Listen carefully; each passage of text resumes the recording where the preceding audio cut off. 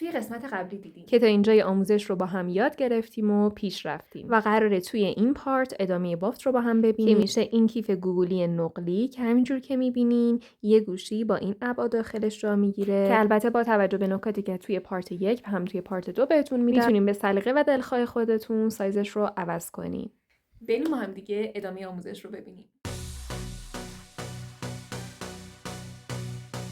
خیلی خب بچه‌ها، الان میخوایم ادامه بافت رو بریم. ادامه بافت ببینید این شکلی تیکه‌ای که بافتین رو جلوی خودتون قرار بدین و اینجا این 4 تا گوشه‌ای رو میبینین که من علامت زدم. خب اینا رو اولا واسه خودتون علامت بزنین یا حالا اگه من علامت زدم که شما متوجه بشین دارم چی میگم.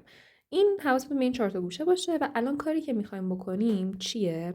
کاری که الان میخوایم بکنیم اینه که اینجاها رو به این شکل به همدیگه وصل کنیم این تیکه ها رو تا یه حالت کیف تور بگیره بافتمون.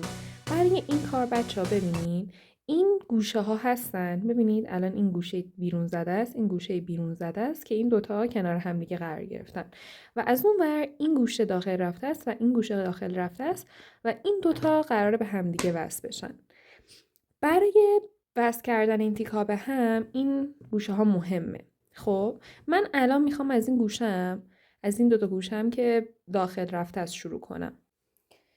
برای این کار تقریبا 150 سانت نخ جدا میکنم و بچه ها ببینین تفاوتشون تو اینه. نگاه کنین این همون 4 تا گوشه است، این مهره از اون گوشه است. نگاه کنین وقتی نخم رو ازش رد میکنم این به این حالت سوراخ این مهره خب به این شکله، ولی اون یکی گوشه که گوشه های بیرون زده است وقتی که نخم رو وارد این مهره میکنم نگاه کنین این شکلیه سوراخش، به این شکل نخ میاد بیرون. تفاوتی که اتصالشون داره به خاطر همین مهره اولیه است، این مهره این گوشه. حالا گفتم بهتون از این تیکه‌ای که داخل رفته از شروع میکنین. نختون رو بیارین و به این شکل اولا از این مهره این گوشه رد کنین که علامت زدم و حالا این یکی سر نخ رو از این مهره رد کنین، از این مهره کناریش و بکشین و حالا از این مهره از اون سمت نختون رو همین نخ رو رد کنین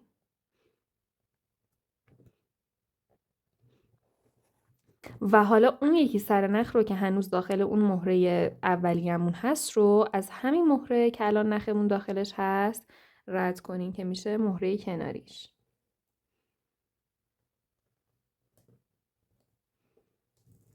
و بکشین. بچه به این شکل الان هر دو سر نخمون داخل این مهره از این تیکمون هستن. این تیکه سمت چپ، این تیکه سمت راست حواستون باشه.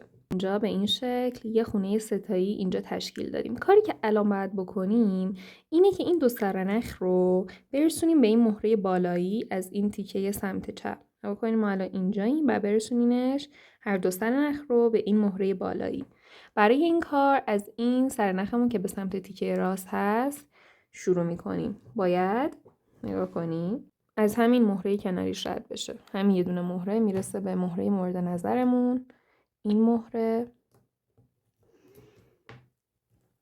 و بعد اون یکی سر نخ رو از این مهره و در نهایت این مهره رد میکنیم تا برسه به مهره مورد نظر.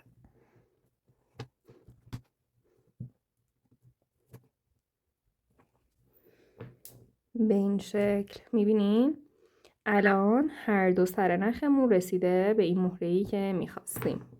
بچه کاری که در ادامه میخوایم انجام بدیم ببینید الان این 4 تا مهره رو میبینین که کنار هم دیگه قرار گرفتن به این شکل. این 4 تا میخوایم هی خونه های 4 تایی به این ترتیب تشکیل بدیم، اینا رو به هم بچسبونیم تا بالا. الان برای ادامه این سر نخ رو که به سمت تیکه راستمون هست از این مهره و این مهره بالاییش رد کنیم و بعد حالا این مهره رو از این مهره بالاییش و بعد از این مهره که الان نخمون درونش قرار داره رد کنیم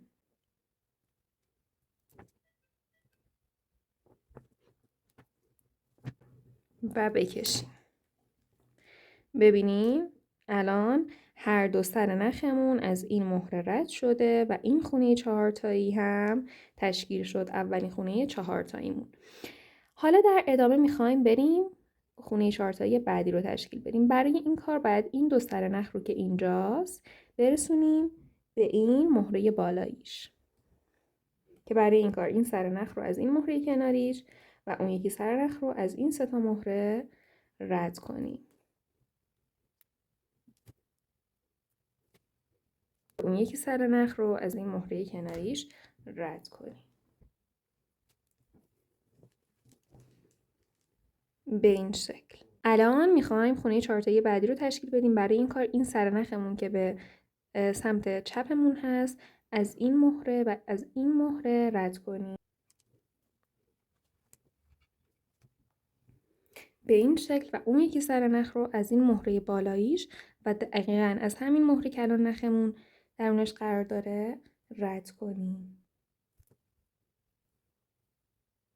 و بکشید. دومین خونه 4 تاییمون هم اینجا تشکیل شد. الان برای بافت خونه 4م بعد باید چیکار کنیم؟ باید بیایم هر دو سر نخمون که داخل این مهره هست ببریم داخل مهره بالاییش. دیگه اینجا رو بلدیم دیگه، حرفه‌ای.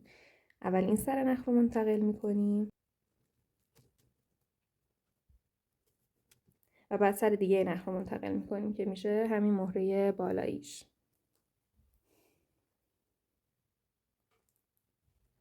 و میکشیم. به این شکل منتقل شد. میفهمین چه اتفاقی داره میفته؟ هر دفعه داریم هی میریم از سمت چپ به راست، چپ به راست، چپ به راست، بعد هی میریم مهره بالاییش و به این ترتیب. الان قسمت چپ هستیم، باید بریم کدوم ور واسه تشکیل خونه 4 تایی این دفعه؟ باید بریم سمت راست. برای این کار این نختون که سمت راست هست رو از این مهره و از این مهره سمت راست رد کنیم. و حالا اون یکی نخ سمت چپ هم باید برسونیم به این قسمت سمت راست. برای همین از این مهره بالاییش و در نهایت همین مهره که الان نخمون داخلش هست رد کنیم و بکشیم. به این شکل خونه 4م بعدیمون هم تشکیل شد. الان میخوایم خونه 4م بعدی رو انجام بدیم، ببافیم. اولین مرحله‌اش چیه؟ این که این دو سر نخ رو که الان داخل این مهره هست ببریم مهره بالایی.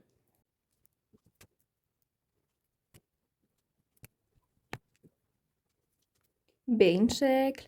و الان ما سمت راستیم، خونه قبلی سمت راست تشکیل شد. حالا باید بیایم سمت چپ تا خونه 4م بعدی تشکیل بشه. برای این کار این سر نخ رو که به سمت قسمت چپ هست از این دوتا مهره رد میکنیم، این مهره و این مهره، تا این سر نخ بیاد قسمت چپ. و حالا اون یکی سر نخ رو باید منتقل کنیم که باید از این مهره بالاییش و از این مهره که الان نخمون درونش قرار داره رد کنیم. به این شکل این خونه 4 تاییمون هم تشکیل شد. خیلی خوب بچه، همینجور که میبینین این تیکه وصل شد. فقط این دوتا مهره موندن که انگار مثلا به هم وصل نیستن، که هیچ مسئله‌ای نداره، نگران نباشین. الان کاری که باید بکنین این تیکه تموم شد، وصل شد، به این دو سر نخ رو رد کنین و بعد اون دوتا تیکه که گوشه های داخل رفته هم داره به همین ترتیب وصل کنین و بعد بیان که بهتون بگم اون دوتا تیکه رو چجوری وصل کنیم که گوشه هاش بیرون زده است. خیلی خوب بچه ها، من این دوتا تیکه رو وصل کردم، اونورم وصل کردم به این شکل. الان این شکل شده کارم. و الان وقت اینه که این دوتا تیکه که گوشه های بیرون زده دارد رو با هم دیگه وصل کنیم. برای این کار دوباره تقریبا 150 سانت نخ جدا کنیم. نگاه کنین، این اون مهره است که اون اول بهتون نشون دادم که اینجا این شکلیه. میبینین نخ به این شکل ازش رد میشه. ما تو این گوشه های بیرون زده که وقتی که این مهره این گوشمون این شکلی ازش میاد بیرون، اون کاری به این مهره نداریم. بجاش از این دوتا مهره بالاییش نختون رو رد کنین. نگاه کنین، اول وارد این و همون نخ رو وارد همین مهره اونوری میکنیم و بعد دوباره همین نخ رو از این مهره بالاییش رد میکنیم.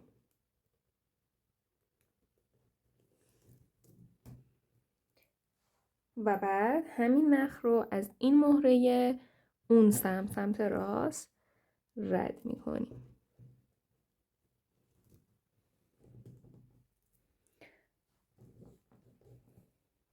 و حالا اون یکی سر نخ رو که الان داخل این مهره هست رو هم میرسونیم به اون یکی سر نخمون که داخل این مهره بالاییش میشه. رد کنیم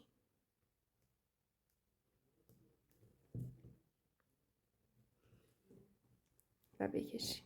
باشه اینجا دو سر نختون رو همسر کنین، بکشین یکم در ادامه هی نختون کوتاه بلند نشه. به این صورت نشونتون بدم چه اتفاقی افتاد.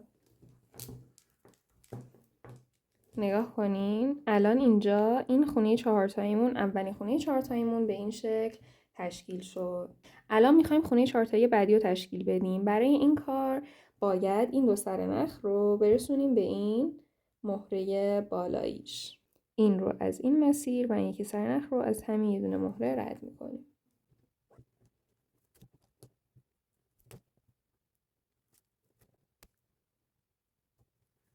به این شکل. و حالا میخوایم خونه 4 تایی بعدی رو تشکیل بدیم. الان سمت چپیم. وقتی میخوایم خونه 4 تایی بعدی رو تشکیل بدیم باید برسیم به سمت راست. دقیقاً همون کاری که تو اون دو تا گوشه انجام میدادیم. این روند بعدیش هم دقیقاً مثل اون دو تا گوشه است. اولش شروعش فرق میکرد. واسه همین الان این یکی سر نخ رو از این دو تا مهره رد کنیم که برسیم به سمت راست. و بعد اون یکی سر نخ رو از این مهره بالاییش و بعد از همین مهره که الان نخه اون یکی سر نخمون داخلش قرار گرفته رد کنیم تا برسه به سمت راست و بکشیم. به این شکل دومین خونه 4 تاییمون هم تشکیل شد. الان باید چیکار کنیم؟ میخوایم خونه 4 تایی بعدی رو تشکیل بدیم. اولین مرحله چیه؟ اینه که این دو سر نخ رو از این مهره که الان داخلش هست برسونیم مهره بالایی.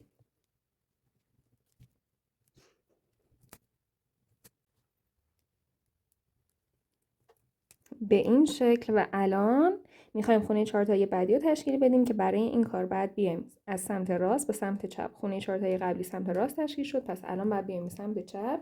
به این شکل که این یکی سر نخ رو از این دو تا مهره و این یکی سر نخ رو از این دو تا مهره رد میکنیم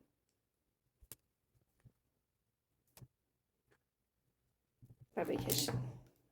حالا این خونه 4 تاییمون هم تشکیل شد. الان میخوایم خونه 4 تایی بعدی رو تشکیل بدیم که اولین مرحله‌اش چیه؟ که این دو سر نخ رو که الان داخل این مهره هست برسونیم به این مهره بالاییش.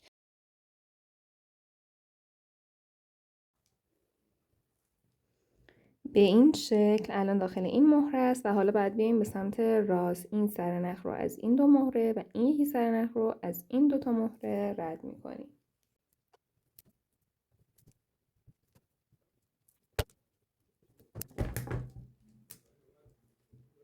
به این شکل این خونه 4 تایی هم تشکیل شد. میخوایم خونه 4 تایی آخر این قسمت رو تشکیل بدیم. برای این کار الان دو سر نخمون داخل این مهره است و برسونیمش به این مهره بالایی.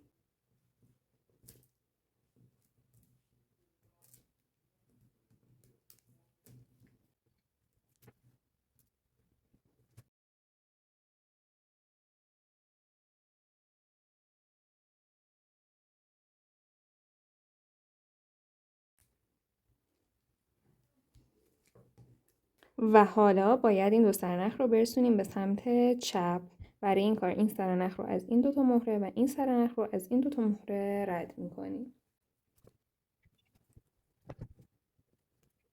به این شکل آخرین خونه هم تشکیل شد. بچه کاری که الان باید بکنیم اینه که این دو سرنخ رو از بین کل کار رد کنیم تا کار محکم شه و بعد اون یکی گوشه هم این دو تا تیکه رو هم به همین روش وصل کنین و بعد بیاین که بهتون بگم که در ادامه چیکار کنیم. خیلی خب بچه ها، من بقیه رو وصل کردم و الان اینجوری شده بافتمون.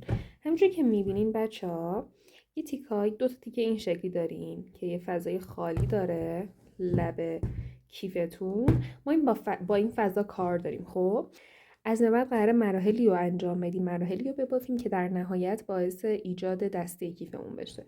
خب که این نواحی واسمون خیلی مورد اهمیته. ببین بچه شما همین این فضا رو بذارین جلوتون. خب به این شکل الان اون مثلث رو قراره کجا ببافیم؟ ببینید این ناحیه رو که در نظر بگیریم قراره یه مثلث در سمت چپ این ناحیه ببافیم. خب این ناحیه رو اول پر میکنیم و بعد شروع میکنیم به بافت مثلث و این قسمته.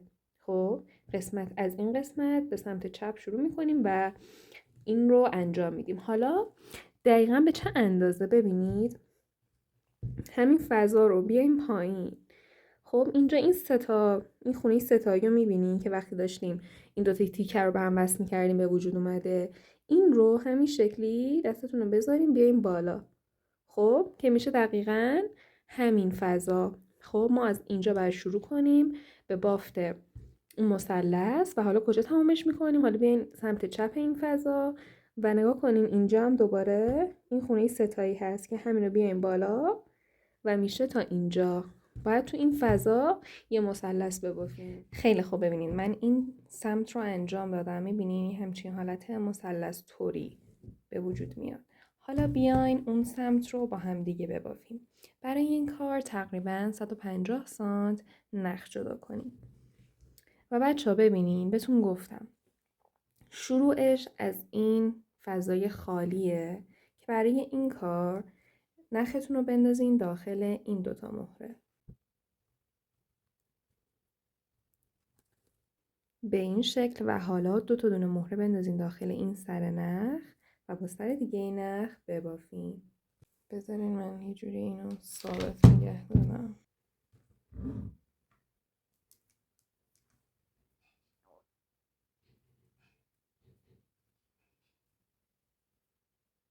همسر کنین و بعد بکشین.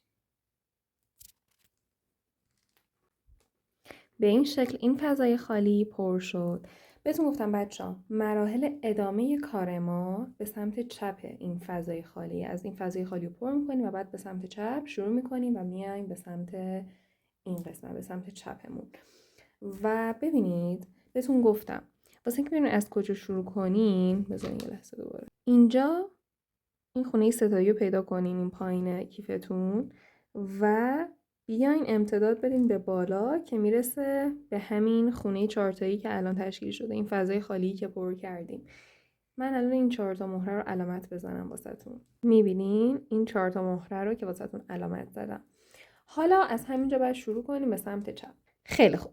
برای بافت خونه بعد و ادامه کار این نخ پایینتون رو از این مهره کناریش رد کنیم. به این شکل و بعد داخل این نخ بالا 2 دونه مهره بندازین و ببافین. به این شکل. اینجا دومین خونمون هم تشکیل شد. بچه ببینید این خونه 4 تایی که مهرهاش رو علامت زدیم این خونه با این 4 تا مهره بود که از اون پایین کشیدیم و الان اینجاییم. ببینید شروع کارتون باید به شکلی باشه که این 2 تا مهره لب این خونه 4 تایی که مشخص کردیم این مهره که به سمت چپ هست، خونه 4 تاییتون روند شروع کارتون که به این شکل الان میزنه بیرون از کار از اینجا شروع میشه. خب یعنی یهو اینجا خونتون تشکیل نشه مماس با مهره اینوری سمت راست. باید این 2 تا مهره لب رو مشخص کنین از اون خونه 4 تایی و کارتون مماس بر این خونه 4 تایی به سمت چپ باشه. حالا برای ادامه کار 3 تا دونه مهره بندازین داخل این نخ بالاتون رو ببافین. به این شکل. حالا اینجا بچه‌ها وقتی این خونه 4 تایی تشکیل شد الان اینجا مماس شدیم با این بدنه کیف و باید نخ پایینتون رو از این 2 تا مهره کناری رد کنید. به این شکل و الان بین 2 سر نخمون 3 تا دونه مهره هست، پس با یه دونه مهره بافت رو به اتمام میرسونیم. به این شکل. اینجا الان 2 سر نخمون به سمت بالا هستن. خب وقتی اینجاست باید 3 تا دونه مهره بندازیم داخل نخ بالامون رو ببافیم. به این شکل. و حالا دو سر نخمون به سمت بافتمون هست، به سمت بدنه بافتمون و اینجا باید نخ پایین رو از 2 تا مهره کناریش رد کنیم.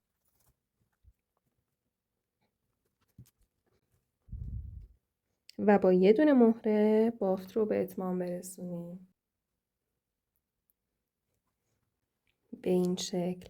الان دو سر نخمون به سمت بالا هست. خب اینجا باید 3 تا دونه مهره بندازیم داخل نخ بالا و ببافیم. به این شکل. و الان دو سر نخمون به سمت بافتمون هست که اینجا نخ پایین رو باید از 2 تا مهره کناریش رد کنیم و با یه دونه مهره ببافیم.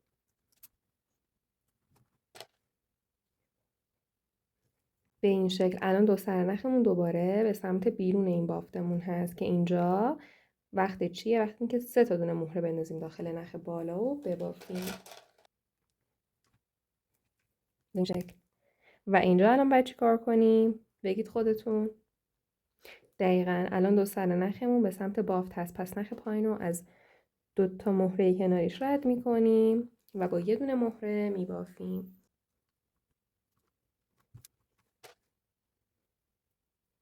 به این شکل. بچه همین روتین رو باید هی ادامه بدین.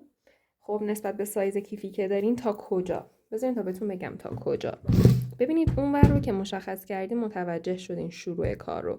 حالا پایان این قسمت کجاست؟ ببینین بیاین اون سمت اون خونه ستایی که پیدا کردیم. این سمت هم بیاین این خونه ستایی رو پیدا کنیم و در امتدادش بیاین بالا و این خونه 4 تایی رو مشخص کنیم. نگاه کنین اینجا در امتداد این خونه ستایی، این خونه 4 تایی که این 4 تا مهرشه. حالا این روند رو باید تا جایی ادامه بدین که خونه 4 تاییتون دقیقاً مماس بشه با این مهره از این خونه 4 تایی. یعنی اینجا رو قشنگ پوشش بده. حالا من میبافم. اینجا که رسیدم میام پیشتون. بچه ببینین من اینجام الان توی بافتم. ببینین این خونه 4 تایی که اون سمت مشخص کردم من رفته، ولی این خونه 4 تایی است و الان من اینجام. الان کجاییم؟ الان به سمت بافتیم. وقتی اینه که نخ پایین رو از 2 تا مهره کناریش رد کنیم که میشه این 2 تا مهره لب این خونه 4 تایی که مشخص کردیم.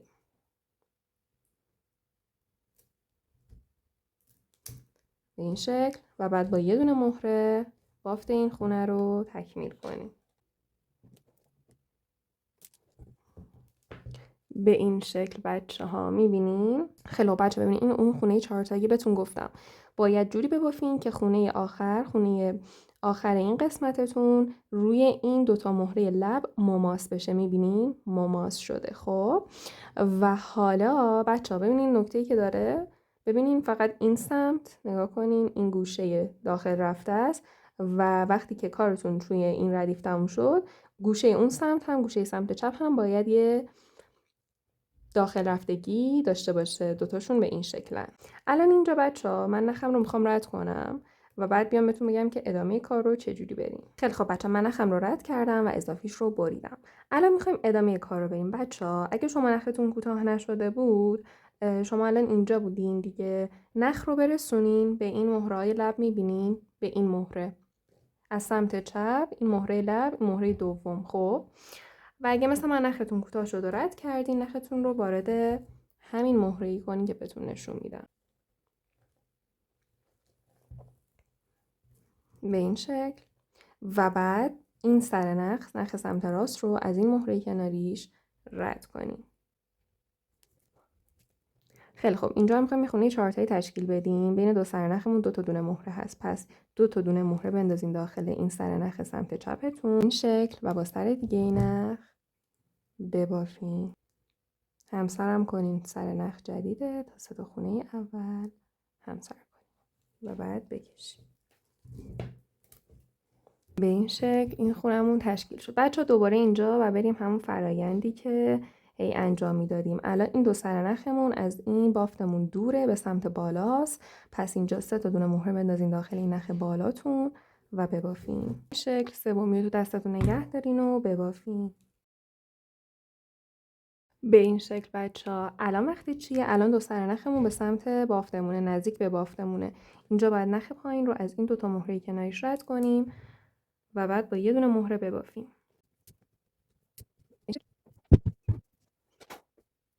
و حالا همون روتینی که دوباره پایین انجام دادید و اینجا هم انجام بدین که الان ببینید دو سر نختون از بافتتون دوره، اینجاست. خب نچسبیده به بافت. اینجا باید 3 تا دونه مهره بندازین داخل نخ بالاتون رو ببافین به این شکل. و اینجا دو سر نخ نزدیک به بافته، پس نخ پایین رو از این 2 تا مهره کناریش رد کنین و با یه دونه مهره ببافین.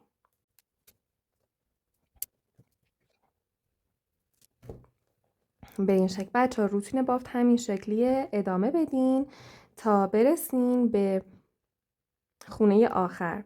بچه اینجا داریم حالت مثلثی میبافیم دیگه، پس نباید الان بافت رو ادامه بدیم تا این خونه، تا اینجا. باید 2 تا مهره‌ای که میبافیم در آخر مماس بشه با این 2 تا مهره این لب.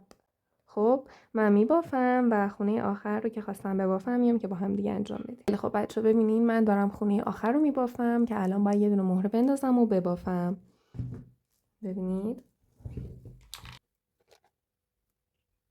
نگاه کنید این قسمت بافت تموم شد که دقیقاً بهتون گفتم این با این 2 تا مهره ردیف قبل مماس شده. میبینین این ردیف جدیدمونه که تشکیل شد و دقیقاً مماس شده با این 2 تا مهره ردیف پایین. خب الان اینجا باید چی کار کنیم بچه ها؟ اینجا میخوایم بریم ادامه کار. اگه نختون کوتاه شده که رد کنین، اگه نه مثل من الان این 2 سر نختون رو برسونین. ببینین مهرهای لب کار رو میبینین این بالا، مهرهای سمت راست لب، این مهره اولی نه مهره دومی. 2 سر نخ رو برسونین به این مهره دومیه. اگه نختون که تموم شده رد کنین و بعد نخ جدید رو به این مهره اضافه کنین.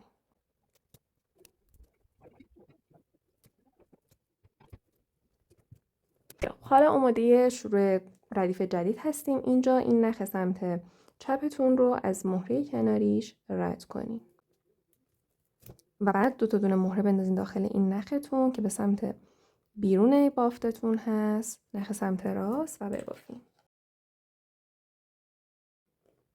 به این شکل. و الان اینجا بعد همون روتین همیشگیمون رو ادامه بدیم که تا الان انجام میدادیم که وقتی 2 سر نختون از بافتتون دوره 3 تا دونه مهره میندازین داخل این نخ بالا و میبافین به این شکل. و الان 2 سر نخمون به سمت بافتمونه، نزدیک و مماس بافتمونه که اینجا نخ پایین رو از این 2 تا مهره کناریش رد میکنیم و با یه دونه مهره میبافیم. و الان اینجا از بافت دوریم، 3 تا دونه مهره بندازین داخل نخ بالا و ببافیم به این شکل. و الان دوباره نخ پایین رو از این 2 تا مهره کناری رد کنیم و با یه دونه مهره ببافیم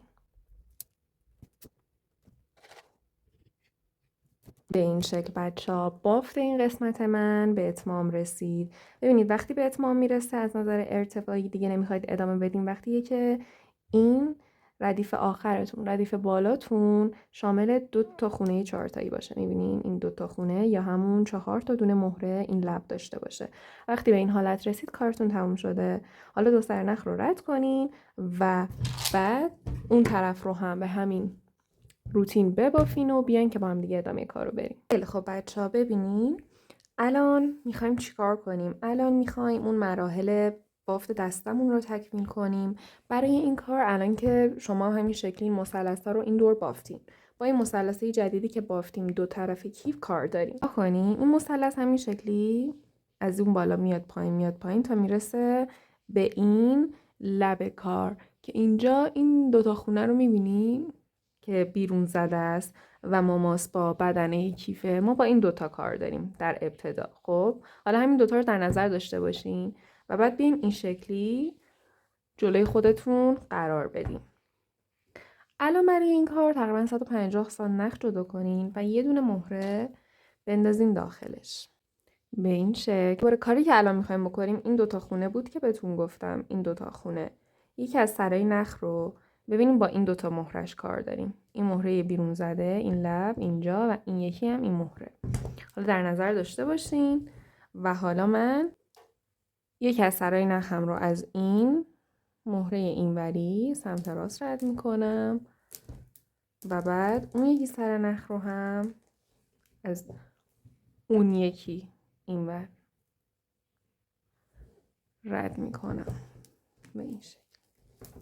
به این شکل میبینین؟ و حالا بین دو سر نختون 3 تا دونه مهره هست. پس با یه دونه مهره بافت این خونه رو تکمیل میکنیم. اینجا هم یه خونه 4 تاییه. یه مهره میندازین داخل نختون و سر دیگه این نخ رو به صورت مخالف رد میکنین، هم سر میکنین، نخ جدیده و بعد میکشین. به این شکل دیدین اولین خونمون تشکیل شد. حالا باید چیکار کنیم در ادامه الان یه نخ سمت راست داریم و یه نخ سمت چپ. نخ سمت راست رو از این مهره کناریش رد میکنیم و نخ سمت چپ رو هم از این مهره کناریش میکشیم. و حالا اینجا هم بین دو سر نختون 3 تا دونه مهره هست. پس با یه دونه مهره بافت این خونه 4 تایی رو تکمیل میکنیم. بندازیم داخل یه سر نخ، فرقی نداره کدوم، و با سر دیگه این نخ همسر کنیم و بعد بکشیم. دومی خونمون هم تشکیل شد. خونه بعد رو هم به همین منوال نخ سمت راست رو از مهره کناریش، نخ سمت چپ رو از مهره کناریش رد میکنیم و با یه دونه مهره میبافیم.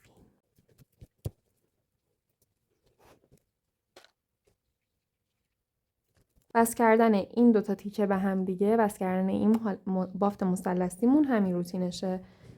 به همین شکل نخ سمت راست از مهره کناریش، نخ سمت چپ از مهره کناریش و با یه دونه مهره بافت میشه.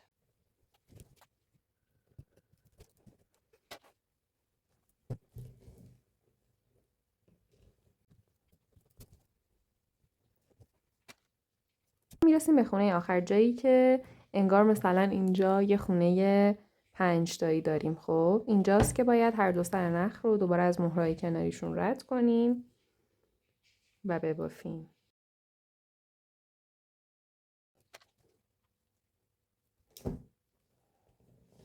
به این شکل خونه آخر هم از این تیکه تکمیل شد. وقتی به این شکل میشه اینجا سر کارتون یه خونه 3 تایی داریم. حالا من دو سر نخم رو رد میکنم، اضافیش رو میبرم، اون سمت رو هم به همین روال رد کنیم و بعد بیاین که با هم دیگه ادامه کارو بریم. خیلی خب بچه‌ها، ببینین من هر دو طرف رو به این شکل وصل کردم و الان این شکلی شده.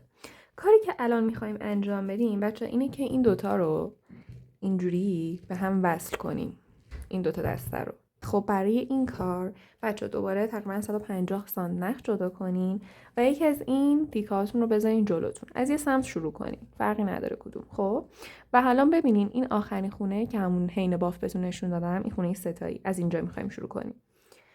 الان نختون رو بندازین داخل یکی از این مهره ها، از این خونه 3 تایی، فرقی نداره کدوم. من میندازم داخل این و الان اینجا 3 تا دونه مهره بندازین داخل یکی از سرای نختون، فرقی نداره کدوم. شکل و با سر دیگه نخ ببافین، همسرم کنیم و بعد بکشیم. به این شکل بچه ها اولین خونه تشکیل شد. الان باید چیکار کنیم بچه؟ ببینید الان اینجا یه نخ بالا داریم به سمت بیرون کیف و یه نخ پایین داریم به سمت کیف. این نخ پایینیه رو از اون یه دونه مهره دیگه این خونه 3 تایی که شروع کردیم رد کنیم، از این خونه.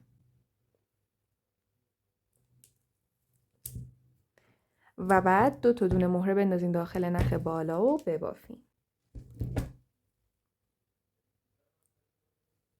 همسر کنین و بعد بکشین.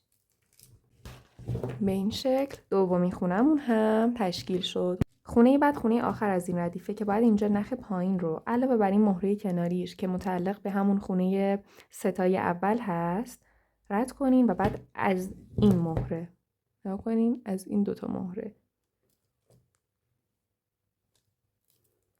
این اولی، این دومی هم که میشه جزو مهره‌های خونه اولی که بافتیم اینجا. خب و الان بین دو سرنختون 3 تا دونه مهره هست. اینجا هم یه خونه 4 تاییه، پس یه دونه مهره میدازیم داخل یکی از سرای نخمون و با سر دیگه نخ همسر میکنیم و میکشیم. این شکل اینجا اولین ردیفمون تشکیل شد که به این شکل بود. الان دوباره میبینیم این سر یه خونه ستایی داریم که دقیقاً باید حالا روندی که این پایین اجرا کردیم رو اینجا هم اجرا کنیم. به این شکل که الان باید 3 تا دونه مهره بندازین داخل یکی از سرای نختون و با سر دیگه نخ ببافین. و حالا اینجا دوباره نگاه کنین، یه نخ بالا داریم به سمت بیرون بافت و یه نخ پایین داریم به سمت کیفمون. این نخ پایینیه رو از مهره کناریش که یکی از مهره‌های اون خونه ستایی هست رد کنین. 2 تا دونه مهره بندازین داخل نخ بالاتون رو ببافین. به این شکل خونه دوم هم تشکیل شد. الان رسیدیم به خونه سوم و خونه آخر از این ردیف.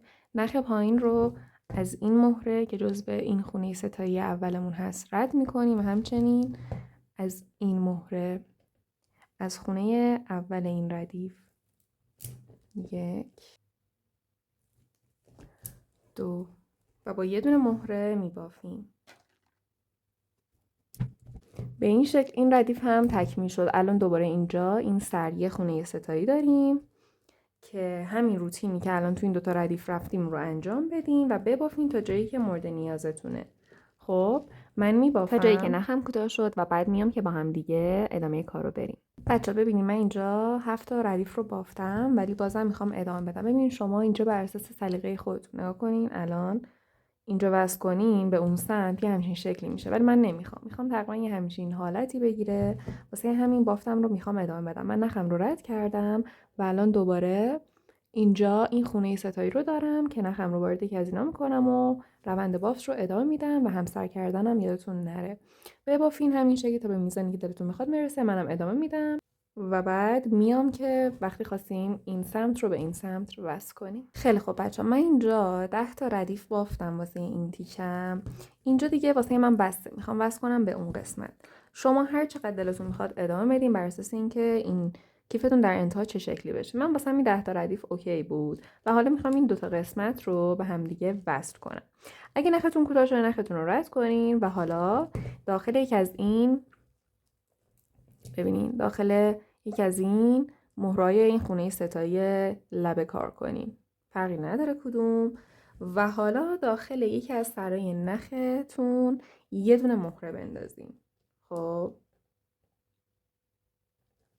و بعد بچه‌ها این 2 تا تیکه رو این شکلی به هم وصل کنین و الان ببینیم این طرف هم یه خونه ستایی داریم دیگه همینجوری که میبینید. حالا وقتی این 2 تا رو با هم مماس کنیم ببینین کدوم اونجا اون بالا ببینین 2 سر نختون داخل کدوم مهره هست که الان دقیقا همون رو این سمت هم پیدا کنین که ببینین واسه من میشه این مهره از این خونه ستایی. پس حالا بیاین همون سر نخی که داخلش مهره هست رو از این مهره مماس شده از این مهره قرینه رد کنین و بعد بکشین.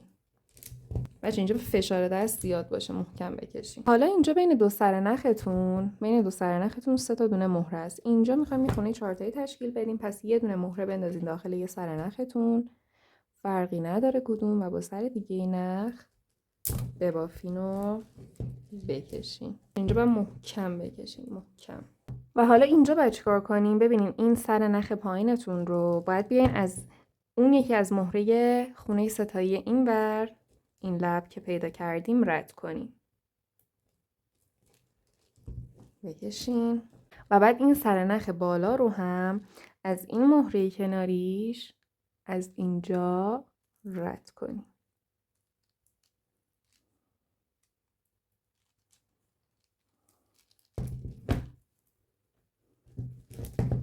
و حالا اینجا هم بین 2 سر نختون 3 تا دونه مهره هست و با یه دونه مهره این بافت رو تکمیل کنیم. و حالا بچه اینجا رسیدیم به آخرین خونه از این ردیف آخرمون. اینجا ببینین اینجا قرار نیست مهره اضافه کنیم یا چی. اینجا الان 4 تا دونه مهره هست که این 4 تا از هم فاصله دارن به هم وصل نیستن و ما اینجا باید نگاه کنیم واسه من اینجاست. یکیش که همین یکی از این مهرهای این خونه ستایی این لب اینجاست و یکیش هم همینه که الان داخلش هستیم 2 سر نخمون. یکیش این بالاییشه این کناریش و یکیش هم این روبرویی است. حالا بعد این 2 سر نخ رو از این 4 تا مهره رد کنیم به شکلی که این 4 تایی هم دیگه بیشتر نزدیک بشن.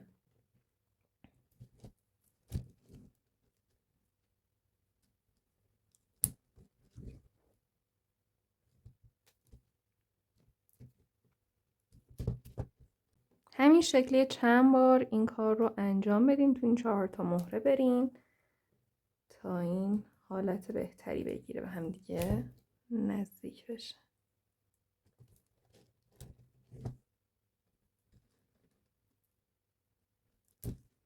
اون یکی سر نخ رو هم میتونین با 2 تا سر نخ برین.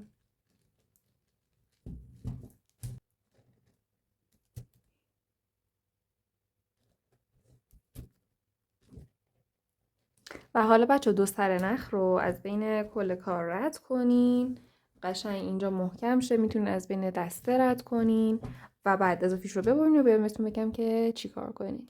خیلی خوب بچه ها، اینم از انتهای کار و تکمیل شده. بچه اگه میخواین این شکلی کیفتون بزرگتر به نظر برسه اینجاهاش، خب همون ردیف اولی که توی پارت اول بافتیم رو باید بیشتر کنیم. بهتون گفتم همونجا این ارتفاع اینجا تأثیر گذاره توش، بزرگی و کلان در تأثیر میذاره. ردیف اول مهمترین مرحلهش ردیف اوله و کلا نکات رو که بهتون گفتم اگه میخواین سایز کیف تغییر کنه. کیف من همینجوری که میبینی کیف نقلی گوگلیه و با همین مراحل بافت، با همین آموزش میتونین سایزش رو تغییر کنین. من تمام این نکات رو بهتون گفتم تا بتونین هر مدلی که هر سایزی که دلتون خواست کیفتون رو ببافین و به سلیقه خودتون تغییرش بدین.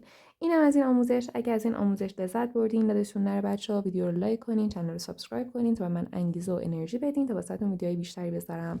اگه از این آموزش لذت بردی، از بافت این کیف مروردی لذت بردی، بهت پیشنهاد میکنم آموزش این 2 تا مدل کیفمون، مدل کیف قلبیمون و کیف کریستالیمون، مدل هلال رو از دست ندی. مرسی که تا آخر تماشا کردین. توی ویدیو بعدی میبینمتون. خداحافظ.